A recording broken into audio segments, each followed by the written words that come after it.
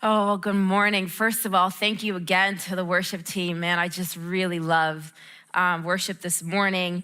And it is a joy to actually participate in worship. As Randy said, usually I'm playing at my church in the orchestra there on Sunday morning. So it's just nice to be able to be here and just participate in worship with you all. So many familiar faces. So good to see so many of you again, of course, and people that I see regularly every year. Just happy to be back with this church that isn't just a church, but has become really family and friends to me because I've been here so many times. So just really good morning to you all, and thank you for giving me the opportunity to speak before you again today. Additionally, thank you, Randy. Really just appreciate the fact that you give me the opportunity to come and minister to people that you love. I think any of us would want to protect our children from whoever's going to speak into their lives, and you could imagine it is the same thing on a pastoral level. So thank you always so much for giving me yet another opportunity to come and be before you. I'm going to speak to you today on this topic of deconstruction. And essentially what deconstruction is it's when people say, you know what, I had this belief in Christianity, but I don't think I fully believe it anymore. Maybe they felt like they were really confident in it at one point in their life. Maybe they felt like it was something that they were fully convinced of, but now they're like, I'm not sure about it. Or maybe they feel like, I just don't believe it's true at all. And so they kind of take their faith and deconstruct it and say, I don't believe this anymore, or I'm strongly feeling like, you know what, I'm leaning towards the fact that this isn't true. And this isn't something, friends, that just happens to people that are around us. This happens even within here, and actually even within my life, as I will share a story with you in just a few minutes. But first, I want to walk with you through a passage in John chapter 11. And many of you are familiar with the story of Lazarus. Jesus raises Lazarus from the dead. You're familiar with that. And when he was sick, his two sisters, Mary and Martha, sent word to Jesus that, look, he's sick. Will you please come and heal him? Jesus waits 2 days to stay where he is, 2 more days before he goes, and to Judea to help Lazarus. And so by going to Judea, this is going to put Jesus' life in jeopardy. And the disciples, of course, are willing to waste no time in reminding him, look, if you go back to Judea, your life is going to be at risk. So let's go ahead and pick up John chapter 11, starting at verse 8 right now. But Rabbi, they said, a short while ago, the Jews there tried to stone you, and yet you're going back? Jesus answered, are there not 12 hours of daylight? Anyone who walks in the daytime will not stumble, for they see by this world's light. It is when a person walks at night that they stumble, for they have no light. After he had said this, he went on to tell them, our friend Lazarus has fallen asleep, but I'm going there to wake him up. His disciples replied, Lord, if he sleeps, he will get better. Jesus had been speaking of his death, but his disciples thought he meant natural sleep. So then he told them plainly, Lazarus is dead. And for your sake, I'm glad I was not there so that you may believe. But let us go to him. Then Thomas, also known as Didymus, said to the rest of the disciples, let us also go, that we may die with him. What a profound statement by Thomas. Let us also go, that we may die with him. In other words, Thomas is like, look, this Jesus guy, he seems to think he knows what he's doing. We're still trying to figure him out. But we know that if he goes back there, not only is his life going to be at risk, but our lives are going to be at risk as well. So let's prepare ourselves, because we might end up dying with him. It's a very strong statement by this young follower of Jesus. So convinced, or at least moving in that direction of being convinced, maybe still trying to figure it out, but feeling like, okay, I'm fairly certain that he's saying, look, I'm willing to die for who this Jesus is. I grew up in a Christian home. It's probably gonna be a very similar story to maybe some of the people in here. I went to church on Sunday mornings and Sunday school, which was super formative for my life. Went to youth group and the tweens group, although we didn't call them tweens because we didn't have cool names like that back then. Went to the tweens ministry before I went to the youth group, and went to church on Sunday night. And I grew up at a Pentecostal church, right? Which basically meant that we danced our way through worship. That's basically what it meant. And so there was one time, actually, it was a Sunday night service, and we just had our normal service. And we get home, and somebody's calling just to say, hey, I want to make sure you guys are okay. I'm like, well, yeah, we're fine. Like, okay, well, because of the earthquake, we want to make sure that nothing happened. And we're like, what earthquake? Apparently, friends, while we were at church, there was an earthquake, and we didn't even feel it. That is the kind of church, let me tell you. Now you see why I appreciate the worship team. I was like, yes, bring on the worship, you know? So all that to say, had a good experience, grew up reading our daily breads. How many remember our daily breads? Right, super, super good. So read all those, had a grandmother who loved the Lord with all her heart. It was a major influence in my life. And so everything was good. And then I get to college. And the interesting thing is I went to a Christian college. And I was in a Bible class at this Christian college because you had to take a New Testament and an Old Testament course. So I was at this Christian college in a Bible class with the professor who was an amazing man of God, who actually ended up becoming one of the most influential people in my life in this Bible class. And he began to talk about how the Bible was formed.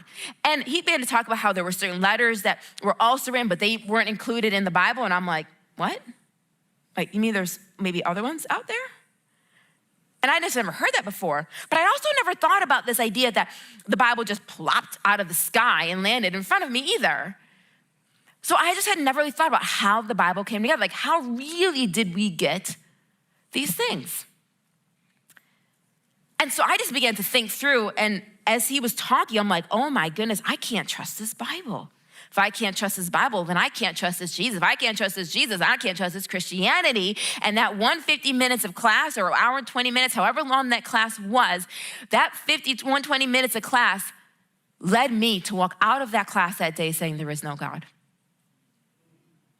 After 18, 19 years of belief.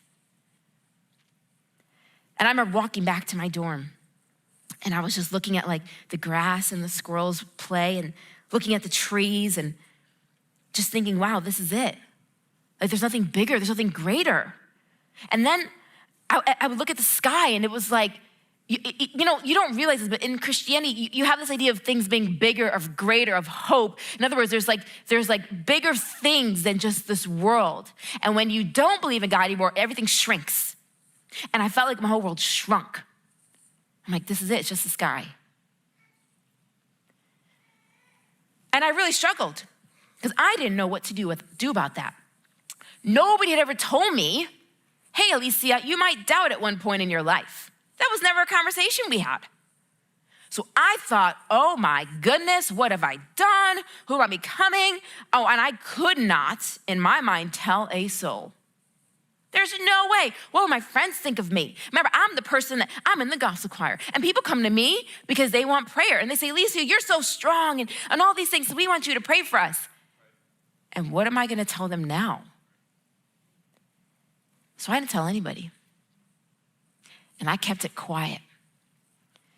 And I went about my normal school routine, sang the songs, and was like, I don't even know what to think anymore.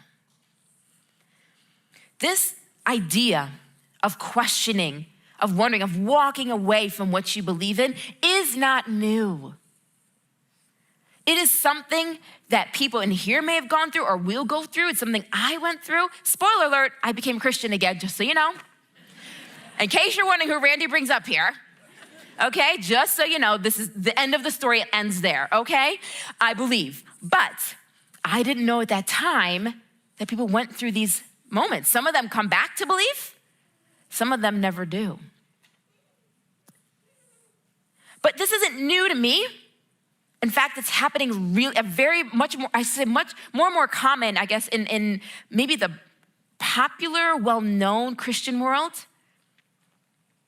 where people are making posts or writing books about reasons why they walked away from Christianity. So let me read you some of them. Marty Sampson, who was a former worship leader at Hillsong Music, recently posted about his challenges with Christianity. Now, this is what his actual Instagram post was. It's way too small for you to read, so I'm gonna read it for you. I just wanted you to see what the actual post was. And this is what he says. Time for some real talk. I'm genuinely losing my faith, and it doesn't bother me.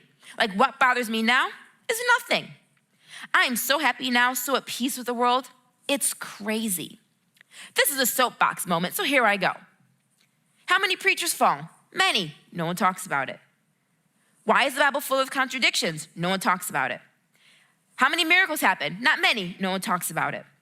How can God be love yet send 4 billion people to a place all because they don't believe? No one talks about it. Christians can be the most judgmental people on the planet. They can also be some of the most beautiful and loving people. But it's not for me. I'm not in anymore. I want genuine truth, not the I just believe it kind of truth. Science keeps piercing the truth of every religion. Lots of things help people change their lives, not just one version of God. Got so much more to say, but for me, I keeping it real. Unfollow if you want. I've never been about living my life for others. All I know is what's true to me right now, and Christianity just seems to me like another religion at this point.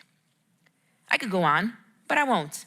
Love and forgive, absolutely. Be kind, absolutely. Be generous and do good to others, absolutely. Some things are good no matter what you believe. Let the rain fall, the sun will come up tomorrow. Now, if some of you are in the probably like mid-30s to late 40s, you may have grown up in an era where we were really encouraged to I still actually think there's some validity to this, to not just casually date people, but to actually wait for the one that God really has for you, and the one that he's really like, that he's gonna bring into your pathway in a sense. So this idea of not just casual dating, but more courtship. And I think there is some truth to that still. We don't want us to be casually dating people that there's just no possibility or chance of, or just because there's an emotional connection there. But for many people, this became a very troubling thing. And one person in particular, Joshua Harris, was an author during that time frame. And he wrote this book called I Kissed Dating Goodbye, where he talks about how he met his wife and the reasons are, actually I think in this one, he talks about more so the reasons why he holds the position he does on casual dating. And the next one, when Boy Meets Girl, I believe it's called, he talked about, I think, his relationship and how he met his wife. And so many people were into this movement, and many people really had a hard time with it. It worked for some. It really did. Worked really well for some. But from some other people, they actually needed, some people have to like learn through their mistakes. Some of those people really needed to have certain dating relationships. They realized, okay, this is not a good idea. This was not a wise decision. Now I know what I should be looking for, that kind of thing. And so several people really struggled. And over the years, Joshua Harris kind of became the poster boy for this movement, which I think was a bit unfair, to be honest, because this was a church teaching I had. This wasn't a Joshua Harris teaching I had. But either way, he became the poster boy for it. And over the years, people started writing him letters saying, you've ruined my life and you caused all these problems for me. And so he would just feel so bad about it. He eventually became a pastor and pastored a church. And after getting so many letters and emails, he actually finally just said, you know what? I take back the teaching of the book and I want the book pulled from the shelves. And so they did. Well, a few years ago, he continued preaching, but a few years ago, he took some time to write on Instagram about, sadly, the separation from his wife. And not long after he wrote about that, he wrote a post explaining further what led to his divorce. Once again, this is way too small for you to read, so I will read it for you, but this is what his Instagram post said. He said, my heart is full of gratitude. I wish you could see all the messages people sent me after the announcement of my divorce. They're expressions of love, though they're saddened or even strongly disapprove of the decision. I'm learning that no group has the market cornered on grace. This week, I've received grace from Christians, atheists, evangelicals, ex-evangelicals, straight people, LGBTQ people, and everyone in between.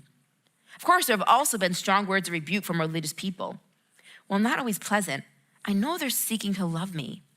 There have also been spiteful, hateful comments that angered and hurt me. The information that was left out of our announcement is that I've undergone a massive shift in regard to my faith in Jesus. The popular phrase for this is deconstruction. The biblical phrase is falling away. By all the measurements that I have for defining a Christian, I'm not a Christian. Many people tell me that there's a different way to practice faith, and I want to remain open to this, but I'm not there now.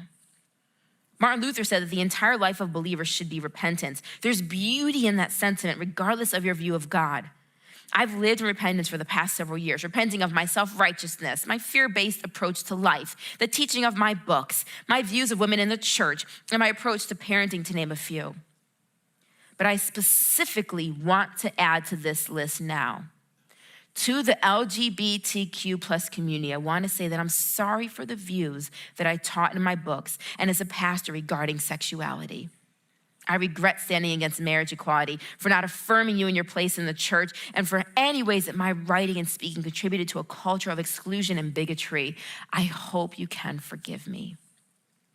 To my Christian friends, I'm grateful for your prayers. Don't take it personally if I don't immediately return phone calls. I can't join in your mourning. I don't view this moment negatively. I feel very much alive and awake and surprisingly hopeful. I believe with my sister Julian that all shall be well and all manner of thing shall be well. As you can imagine, these posts really upset a lot of people. And one of the people, surprisingly or unsurprisingly, was me. Because with Marty Sampson, some of the things that he says, for example, how many preachers fall, nobody talks about it. How many miracles happen, nobody talks about it. The Bible's full of contradiction, no one talks about it. How can God be love yet send 4 billion people? First of all, I don't even know where he got 4 billion from. Like, that's not anywhere in the Bible. But we got 4 billion people to hell, basically, and nobody talks about it. And I'm kind of like, my friend, I have an entire career of talking about it. There are books that are written. There are philosophers. There are theologians. There are so many people that are talking about these things that you list. People are talking about it. How did you miss that? How have you missed the tons of YouTube videos, the websites, the articles? In fact, Marty, let me help you out a bit and give you some more, because you really didn't even do it justice. There's so many more issues you could have raised with Christianity. So let me help you out and give you some. Because these are some of the ones that I deal with on a regular basis. So yes, we do have questions. We do have things that we are trying to sort through, but none of these things are new. And this is the thing that the person who deconstructs needs to understand. The very idea of deconstruction is implying that something is constructed, it is taken apart, it's deconstructed, and so now you just have a bunch of things left over. So I think of it in terms of a puzzle. You have a puzzle, it's all put together, every piece fits right where it goes. When you deconstruct, you take out the pieces of the puzzle, put them all, separate them, and you have 1,000 pieces in front of you. Great. My next question, though, is now that you've deconstructed the puzzle, what now will you do with the pieces? Because you can't leave the puzzle undone. The whole point is that it's supposed to fit together. You can't leave it deconstructed. And so many people do this. They say, you know what? I don't believe in Christianity anymore. I don't think this is true. So I'm just going to be an atheist. The same thing I did. And we default to atheism. We default as if this is just the position of those who just reject Christianity. That's wrong, because atheism also has its pieces, and it needs to put the pieces together. And what is it able to form? Because remember, these pieces are the answer to suffering. These pieces are, is there meaning to life? These pieces are, what do we do with this Bible that is so historically accurate? These pieces are, what do we do with Jesus? And the fact that today is August 14th or whatever it is because this man walked the earth. The fact that your birth date is the day that it is because he walked the earth. So your pieces are in front of you. What now will you do with them? What really is right and wrong? What are you gonna do with that piece? What really is the value of human life? What are you gonna do with that piece? Because you now have to reconstruct into a new puzzle, and you don't get to cheat and leave some of the pieces out. So whatever you reconstruct has to have all of the pieces used into your new construction. And what so many people do is they deconstruct, take that puzzle apart, leave them there, and they say, oh, well, here I am. I've walked away from that. I don't really believe this. But really, you have to have evidence for your atheism that you now landed in that that's true. You need to have evidence that your Islam maybe that you landed in is true. You need to have evidence that your Hinduism that you now landed in is true. In other words, you can't just decide without reconstructing something. When you walk away from a particular belief, friends, all that changes are your answers. but the questions are still there. The meaning of life, how do we live? All that changes is now how you answer each one of those. So you can't live in no man's land. You need to use all the pieces. In John chapter 6, I know Abdu spoke about this last week, so I won't really go into it, but Jesus called out some of the many disciples that were following him, telling them that he knows that some of them don't believe. And as a result, many of them walk away. And now he's left with the 12. And he turns to those 12 and says, do you want to leave too? To which Peter replies, Lord, to whom shall we go? You have the words of eternal life. So I ask the person who deconstructs, to where will you now go? What will you now do with the pieces that are in front of you? I've asked atheist after atheist after atheist for evidence for their belief, and they do not give me any. What they do is give me reasons why they reject Christianity. That's fine. You can reject Christianity, but it doesn't mean automatically atheism is true. If Christianity is proven false tomorrow, we find Jesus' body somewhere in a grave and we can prove it's Jesus' body, that just means that Christianity isn't true. It doesn't mean atheism automatically is. It could be Hinduism. It could be Jehovah's Witness. It could be a whole range of things. So what will you go to? And whatever you go to, you need to know is true, because what you believe affects your actions, your thoughts, your words, how you treat people, how you see people, how you engage with people, who you choose to be friends with, who you choose to not be friends with. What you believe in affects everything about how you live your life. So you cannot afford to leave the pieces in shambles. And so what oftentimes a lot of people do is they'll say, well, this is a 1,000-piece puzzle. I have no idea how to put this together, so I'm gonna just put 300 together, because I can do that. And that'll be my view. And they'll ignore the other 700 that they didn't fit back together. So deconstruction is ultimately the final state of somebody who's wrestled with doubt when they say, I don't believe, I walked away. Now, once again, I'd be a fool to think that it was just Joshua Harris and Marty Sampson. There's so many other people that have struggled and walked away, people I'm sure in this room, people like me that really struggled. And so they're wondering what to do about it. And see, for somebody like me, when that moment happened, when I was in college, and I remember thinking, okay, so now there's no God, but here's the problem. There were prayers that I uttered that nobody knew about that he answered. So something was listening to you, Alycia. You say it's not Christianity, that's fine, but something heard you. Actually about a year or so before I went to college, I actually moved into an apartment with a friend. I actually started my undergrad in January as opposed to August, as most colleges start. So I started a semester late. And I moved into an apartment with a friend. And young 18-year-old, just graduated high school, and she was a youth leader at my church, and the rent was $445. So, which, considering the rents today, is like a steal. And so I had to pay her the $445 for like the first month or security, however that went at the time. So I was in the babysitting a lot, doing a lot of babysitting in the neighborhood with a bunch of different kids. So I had saved up my money, and I did like $500 or something like that. So I'm like, great, I'll be fine. Well, the day of me coming to youth group, of giving her the money at youth group later on that night, I'm counting the money and I'm $30 short. And I'm like, what happened? So I'm looking like behind the dresser, I'm looking all around, like, where is this money? How did I end up short all of a sudden? And so I go to church and I'm like, hi, I'm $30 short. Way to be on your first rent payment, Alycia, way to adult. I'm $30 short here. And she was really kind. She goes, okay. And I said, but I'm babysitting this weekend. I'll get you the other $30 and you'll have it this weekend. So I give it to her and I'm just kind of like, Lord, I don't understand. Like, I'm trying to serve you and I'm trying to please you. And it just seems like everything is just so chaotic. And we have worship service and we're singing and doing our thing. And this guy comes up to me. Now, this guy was a Christian rapper. He and his wife, they were dating at the time, and his high school sweetheart, she got pregnant in high school before they were Christians. They ended up getting married later on, finished their degrees, their high school degrees, and now she's pregnant with a second, and now they're believers, and they're just amazing people. But when you go to their house and open up their cupboard, like, there's literally nothing in there because they are dirt poor. and they have a second child on the way. So he comes up to me, knows nothing on my situation. And I'm standing there singing, all of a sudden he comes up to me and he's like, well, I don't know, but God is saying, and I don't really understand it, but I gotta be obedient, and he's telling me to do this, and he's doing all this stuff, and I'm like, I don't know what's going on. And he opens up his wallet and he gives me $20.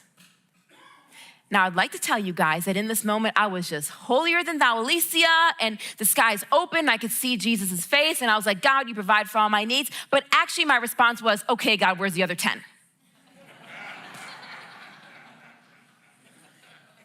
Because the reality for me, Miss Practical, was I'm still short, God. What good did that do? So I'm like, so he gives me the $20. You already feel bad taking $20 from this man because you know he's got nothing. A pregnant wife and like a 2-year-old or 3-year-old, however old he was at the time. And so he gives me the money and he like zips off. And I'm like, okay, well, that was interesting. So now all night long, I'm looking on the floor. I'm waiting for somebody else to come up to me. Nobody else. I give my friend the $20. I'm like, now I only owe you 10. I'll get it to you. And I like go home and I'm like, this is the most bizarre thing, God. Like, I'm short my rent money. Like, he didn't even know that I needed it. Yeah, he gave me the $20. Like, I just couldn't even figure out how to put the whole thing together. So that night, I got this, dating myself, VHS, playing Fred Hammond. I was this gospel artist playing in my like little TV VHS combo thing. Some of you remember those in my room. And it's like midnight, 12:30, I'm packing up my room. And as I pick up this one box as I'm packing things, underneath it is a $10 bill. Okay, so now I'm freaked out.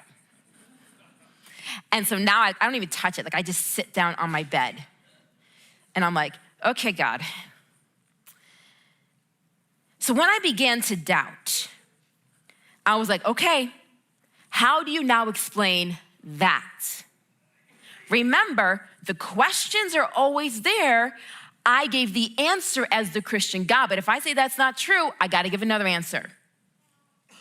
You still have to answer the questions. And so that for me was really problematic. Like, what do I then say to that if I say there is no God? And so I wanna give you guys some advice because I think, people like you and me who maybe go through these kind of things, I don't want you to make some of the mistakes that I did. Like number one, I panicked. Maybe if somebody comes to you and says that they're questioning, they're doubting, don't panic, don't freak out. It's really hard if you're a mom and it's your child. But don't freak out, don't panic. I freaked out and I panicked, but you don't need to do that. Don't feel shame and embarrassment like, oh my goodness, God hates me and he thinks I'm horrible. Oh, and he's just looking at me, just eyes beaming, just looking at me from heaven and just looking down. What a despicable disgrace. He really isn't doing all that, guys, okay? He's not really doing all that. He's not that fickle, he's not that flaky that he's like, oh my goodness, one person doesn't believe. He's got it, he's okay. Okay, he's not thinking it, but I thought like, oh my goodness, what an embarrassment, what a shame I am, because nobody told me that this was normal. Nobody had told me that people doubt, that people question. We never talked about that. So I want you to know there is a normalcy to this. And I've talked to so many Christians who are super strong in their faith, and they'll talk to me about, yeah, I doubted in the past, of course I did. So don't panic, don't feel shame and embarrassment. God doesn't hate you for doubting. Don't get caught up in that. But also you wanna tell somebody. Find somebody you can tell. I felt like there was no one I could tell, and so I didn't. Kept it to myself. Find somebody who you can tell, who is safe. We can use deconstruction to strengthen our understanding of Christianity and bring us to a deeper understanding that it's true. When the Bible says, love the Lord your God, when Jesus says, love the Lord your God with all your heart, soul, mind, and strength, he wasn't misspeaking. He meant it. Loving with your mind is analyzing, looking at this, trying to understand this. This isn't all of it, because he said, love the Lord your God with all your heart, soul, and strength. Those are aspects in there too. So you don't want to be all heady. He isn't like a computer program to figure out. It's an actual personal being. So we want other aspects in there as well. But engaging with your mind is completely okay. That's what these questions are doing. I really want to know this is true. I'm stuck on this, or I'm stuck on this. Guys, I still have questions, and I've been dealing with this stuff for 9 years. There are certain things we will never fully understand on this side of heaven. I'm gonna tell you right now. There are just certain things that will not make sense to us. Why? Because as long as we are here, we actually, even though we don't feel like it, we're actually looking at life through a paper towel tube. And all we see is a tiny view on the other side. We don't even see that there's a bigger room with the big other things that are going on around it. We don't have the capabilities to because we are not all knowing. We can't see the future. So we're always limited. So the question of suffering, we will never, ever get to the point where we feel comfortable with the answer of that. That's why they've been asking this one for thousands and thousands and thousands of years. Because the answer should hurt us when we see a child starving, when we see somebody hurting. Those things should bother us. And we think when we ask the question over and over again to why God allows suffering, we're waiting for an answer that will make us feel less pain about the suffering. And I don't think we're supposed to, which is why we keep asking it, because nothing ever takes the pain away. I think we're supposed to be in pain with the suffering because it grieves God. And so there's certain questions we will not fully unpack here. And so you need to know that. You don't have the ability to understand everything. But just because a scientist looks at something and says, I don't understand these 4 things about it, it doesn't mean that science doesn't work. Doesn't mean that science doesn't exist. It just means they haven't found out the answer yet. And one of the things I had to help myself was, Alycia, you might not understand how this Bible thing came together, but that doesn't mean somebody else doesn't know the answer. It just means you don't know the answer. That's really all it means. At least you don't know it. Now, I understand the way the New Testament, when I say Bible, I'm speaking specifically New Testament, I understand much better the way New Testament came together now than I did then. And these other letters that people like to say, what about this one? What about this one? Well, one of the criteria for things being in the New Testament was that it had to be a letter written by a follower of Jesus, like a disciple or an apostle or a friend of one. So someone who knew Jesus firsthand, so these are eyewitness stories, or a friend of one who could hear it. Let me tell you what Jesus did. Let me tell you what Jesus did, and they write it. Paul was someone who met Jesus face to face. He wasn't a disciple, met him face to face. One exception is Hebrews. We're not fully in agreement on that one. So the authorship was key. When you look at some of these other texts that didn't make it in, it's because they were written like 100+ years later. And that means, therefore, it couldn't have been written by an eyewitness or a friend of an eyewitness because they would have already been dead. That's why they're not in there. It was too long. It allows legend and story to develop. One of them talks about, I think it's the Gospel of Thomas that talks about how women need to become men in order to get to heaven.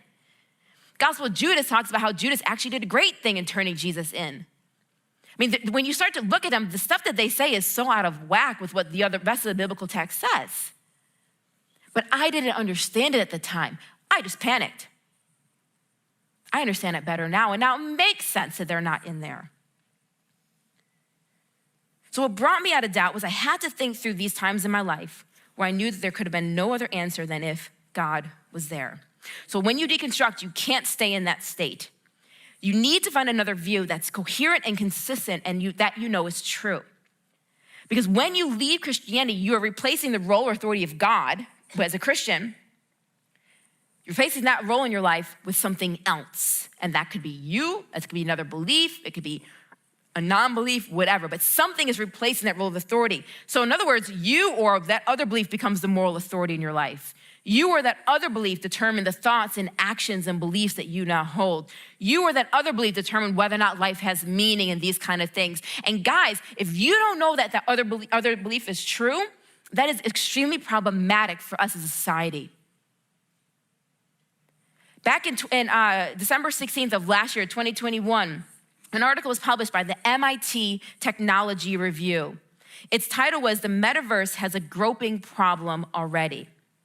Basically, what it talked about is in certain video games, people take on certain characters. So women, design a character of themselves, men design a character of themselves. And so you're playing in a video game, people you don't know, but there could be 30, 40 different avatars or whatever number of people globally.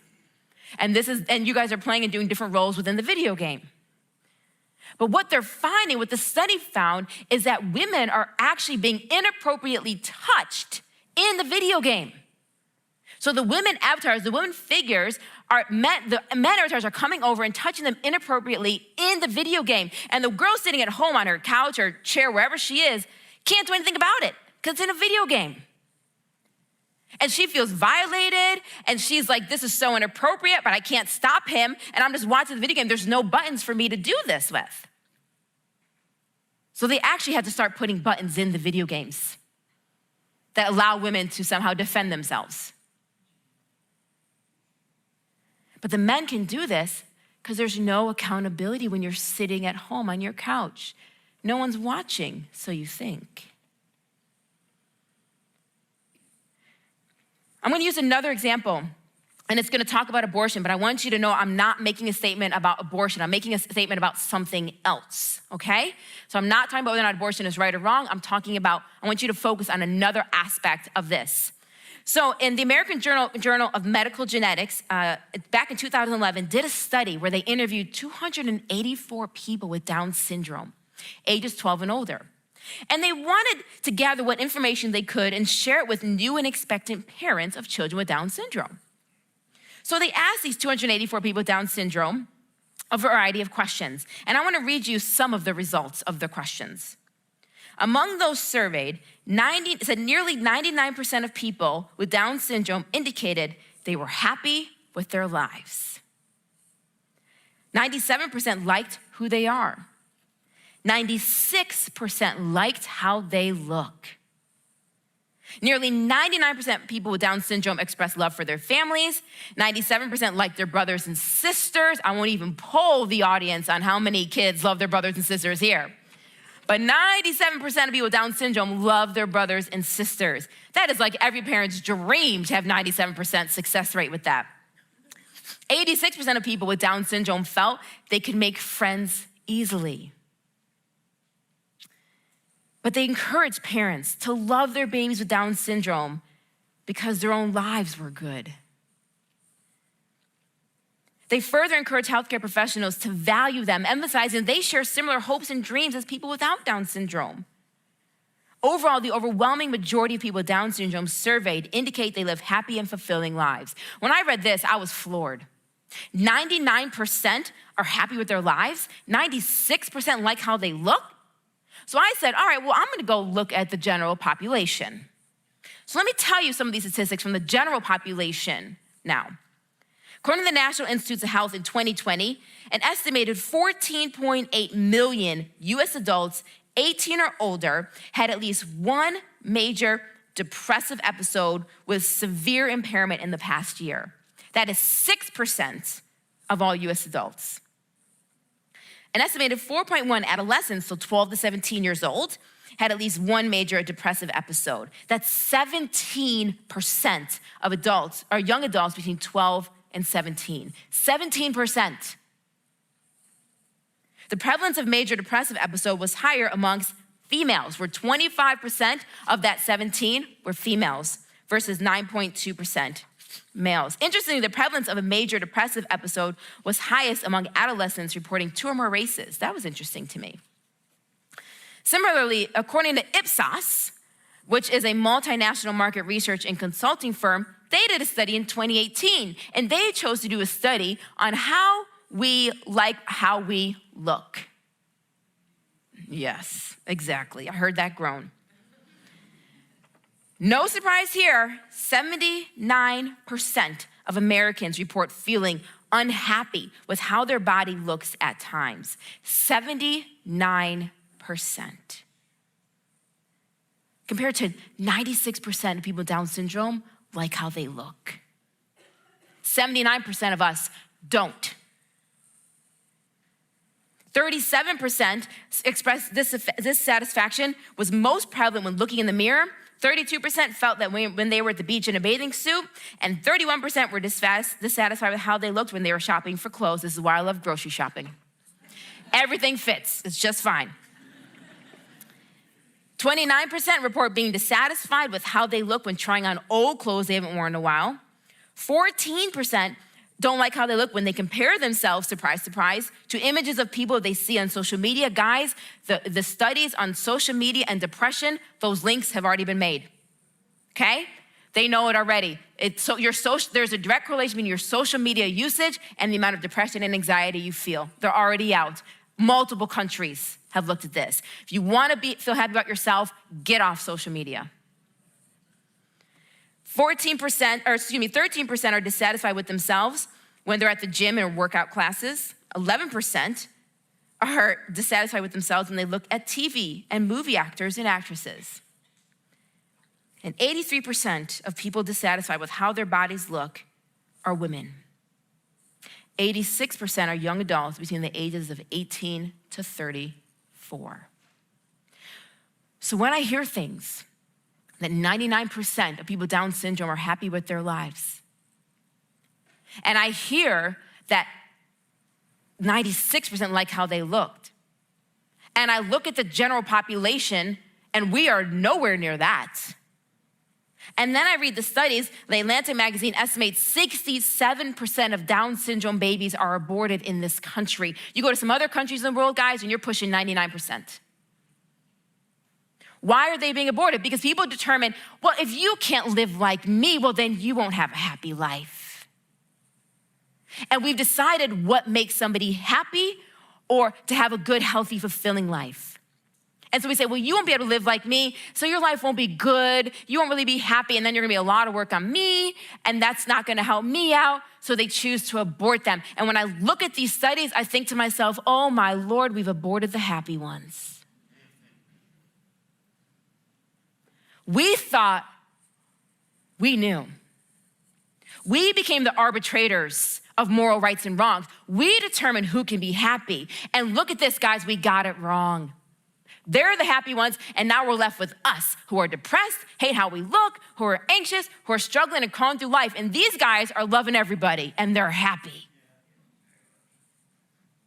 This is why if you deconstruct and leave the pieces in shambles and don't know what you're reconstructing, this is what it will lead to. You will follow beliefs and views that you think you know what you're doing, only to find out years later, because once again, we can't see the future, so you really don't know if the decision you're making today is right, morally right or wrong. You see the future and you see the studies and you're like, oops. I want to finish on one last story with you all. It shouldn't surprise us that people doubt Jesus' credibility today. They did it in the Bible. His followers did. They've been doubting Jesus for thousands of years. It's not new, it's normal. You don't need to feel ashamed about it, but you need to use doubt and questioning as a platform to find answers. What you don't want to do is just say, I don't know, and just live in the unbroken pieces. But I want to read you a short passage out of John chapter 20, verse 19. And Jesus has died and he's risen and he appears to his disciples. And I want to read you what happens when this encounter occurs. On the evening of that first day of the week, when the disciples were together with the doors locked for fear of the Jewish leaders, Jesus came and stood among them and said, "Peace be with you." After he'd said this, he showed them his hands and side. The disciples were overjoyed when they saw the Lord. Again, Jesus said, "Peace be with you. As the Father has sent me, I'm sending you." And with that, he breathed on them and said, "Receive the Holy Spirit. If you forgive anyone's sins, their sins are forgiven. If you do not forgive them, they're not forgiven." Now, Thomas, also known as Didymus, one of the 12, was not with the disciples when Jesus came. So the other disciples told him, "We've seen the Lord." But he said to them, "Unless I see the nail marks in his hands and put my finger where the nails were and put my hand in his side, I will not believe." A week later, his disciples were in the house again, and Thomas was with him. Though the doors were locked, Jesus came and stood among them and said, "Peace be with you." Then he said to Thomas, "Put your finger here. See my hands. Reach out your hand and put it into my side. Stop doubting and believe." That word belief, that final word there, is the Greek word pistos, which is translated faith at other times in the New Testament. In other words, what Jesus is saying is stop doubting, Thomas, and have faith. But if you notice, what did Jesus do? Did Jesus say, "You're an idiot. After everything you've seen me done, you're questioning"? Did Jesus humiliate him? Did he shame him? Did he call him names? Did he say, "How could you?" No, he said, "You want evidence, Thomas? Here, let me give it to you. Go ahead and put your finger here. See my hands. Put your hand into my side. Go ahead, Thomas, I got you. I'm gonna help you out here. And now that I've given you this evidence, now believe. now have faith. When people say to me, Christian faith is blind, it's just believing in things that they know aren't true or just believing without evidence. I'm like, if Christianity is a faith without evidence, then Jesus got it wrong. Because he gave Thomas evidence and then told him to believe. Christianity's always had evidence. And this same Thomas, who we started out the morning reading John chapter 11, said, let's go and die with Jesus, had his faith shaken. He was strong. He believed he was willing to die. And now he's saying, I don't believe. I want more evidence. And Jesus gives it to him. He doesn't shame him, but he helps him out. Several years ago, I had the pleasure of being able to go to India. And Christian tradition tells us that Thomas, about 20 years after this, went to India and preached the gospel there and started an Indian church there. That's why you'll see many Indians with the last name Thomas. And the Indian church will trace their lineage back to him. It is interesting that he ended up being martyred there. The man who thought going to Judea was going to be where he was going to die, turns out it was Chennai. And in Chennai, they have what's called St. Thomas Cathedral Basilica. And so my friends brought me to this basilica, and I was like, great. I really didn't know much about it. And I went, and it's this beautiful museum, and this beautiful, just different pictures, and very just serene and holy kind of place. And you have to take your shoes off. It's a very classic Indian thing. When you go into certain holy places, you remove your sandals at the door. But this Thomas, who was so struck and overwhelmed by the evidence, turns to his God and says to him, my Lord and my God, in response to the evidence given before him. The doubter no longer doubted. It was too convincing, and he chose to believe. And as I went to the particular church or cathedral, I went downstairs, and there was a room probably from this wall to this wall, not very big. And as I walked down, there was just a bunch of pews, and it looked like in the front was like a big glass, rectangle kind of dome thing. I didn't really know what that was. And so I'm walking down the aisle closer and closer to try and see what I could see when I froze in my tracks, because there were 5 words written on this glass tomb that had been uttered 2,000 years prior, that led a man who had once said, I will die for you, then say questioning, then doubting, and then believe, and totally transformed his life. And as I looked at that tomb, written on that tomb were 5 simple words, my Lord and my God.